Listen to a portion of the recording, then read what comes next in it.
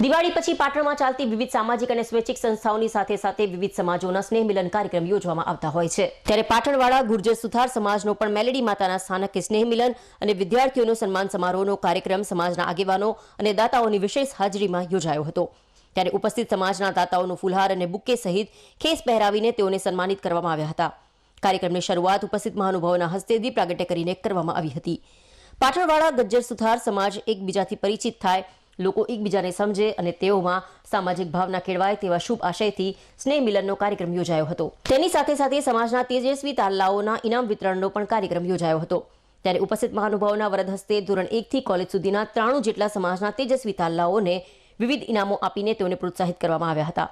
તદુપરાંત સમાજના તેજસ્વી તાલાઓને વિશિષ્ટ ડિગ્રી પ્રાપ્ત કરી હોય તેવા વિદ્યાર્થીઓને સિલ્વર મેડલથી ઉપસ્થિત મહાનુભાવોના હસ્તે સન્માનિત કરવામાં આવ્યા હતા। આ પ્રસંગે મોટી સંખ્યામાં સમાજના આગેવાનો, હોદ્દેદારો, ભાઈઓ અને બહેનો ઉપસ્થિત રહીને કાર્યક્રમને સફળ બનાવ્યો હતો।